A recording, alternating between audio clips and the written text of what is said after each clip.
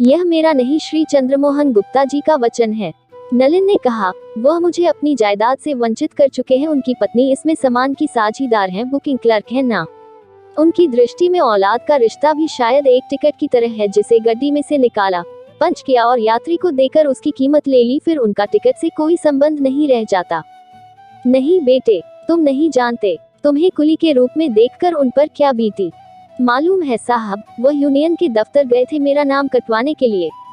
शायद मेरे कुली बनने में उन्हें अपना अपमान नजर आया हो।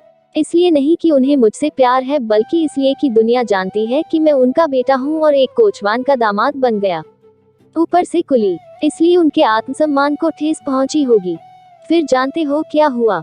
बुकिंग का दरवाजा खुला छोड़कर भाग खड़े हुए थे।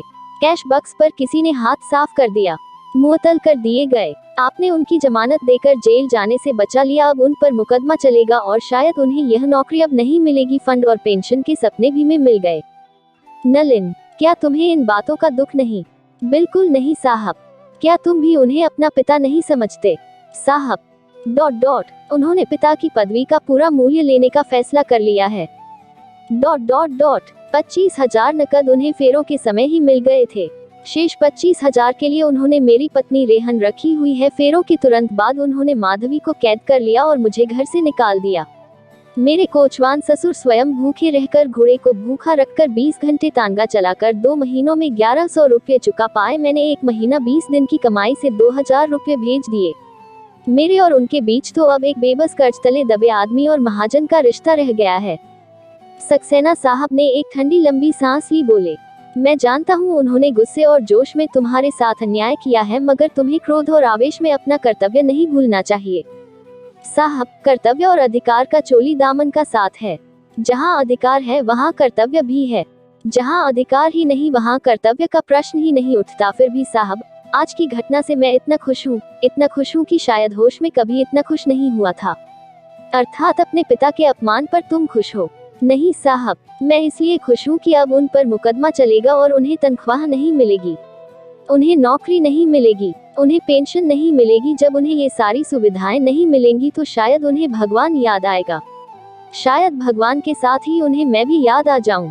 और साहब, शायद उस समय वह मुझसे अपने पिता होने का अधिकार मांगेंगे। वह मेरे लिए भगवान का सबसे बड़ा इनाम होगा। नलिन की आंखें भीग गईं और आवाज भर्रा गई। फिर वह आंसू पोंछकर मुड़कर जाते हुए रुंधे गले से बोला, साहब, मुझे काम देखना है। ठहरो नलिन, सक्सेना साहब ने पुकारा। नलिन रुककर आंसू पोंछता हुआ मुड़ा और फिर रुंधे गले से बोला, हाँ साहब, इधर आओ, बैठो। साहब, मैं तुम्हें हुक्म दे रहा हूँ, बैठ जाओ।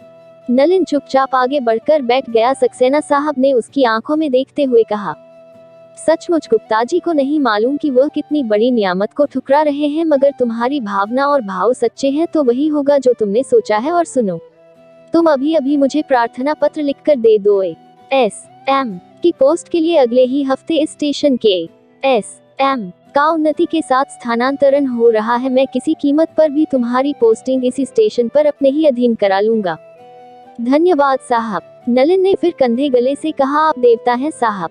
नहीं, मैं तुम्हारी सच्ची दृढ़ता का मान करता हूँ। अगर तुम्हारी ही तरह मैं भी अपनी जवानी में दृढ़ रहा होता तो अपने प्यार से कभी हाथ न धो बैठता। और अपनी पत्नी से भी माता पिता के रिश्ते होते हैं। औलाद के भाव सच्चे हों तो एक न एक दिन उन्हें औलाद के सामने झुकना ही पड़ता है।